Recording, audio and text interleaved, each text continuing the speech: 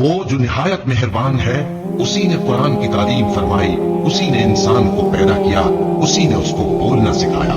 सूरज और चांद एक हिसाब मुकर्रर से चल रहे हैं और बूटियां और दरख्त सजदा कर रहे हैं, और उसी ने आसमान को बुलंद किया और मीज़ान अदल कायम कर दी कि उस मीज़ान में हद से तजावुज न करो और इंसाफ के साथ ठीक तोलो और तोल कम मत करो।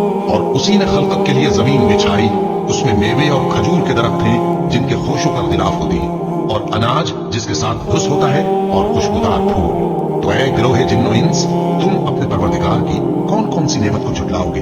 उसी ने इंसान को ठीकरे की तरह खनखनाती मिट्टी से बनाया और जिन्नात को आग के शोले से पैदा किया। तो तुम अपने परवरदिगार की कौन कौन सी नेमत को झुटलाओगे? वही दोनों मशरिकों और दोनों मगरिबों का मालिक है, तो तुम अपने परवरदिगार की कौन कौन सी नेमत को झुटलाओगे? उसी ने दो दरिया रवा किए जो आपस में मिलते हैं, मगर दोनों में एक आड़ है कि उससे तजावुज नहीं कर सकते।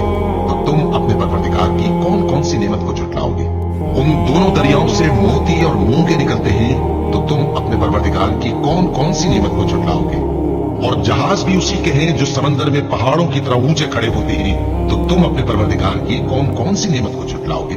जो मखलूक जमीन पर है सबको फना होना है, और तुम्हारे परवरदिगार ही की जात जो साहिब जलाल करम है बाकी रहेगी।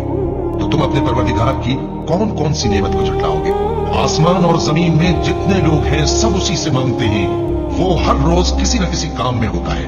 तो तुम अपने परवरदिगार की कौन कौन सी नेमत को झुटलाओगे?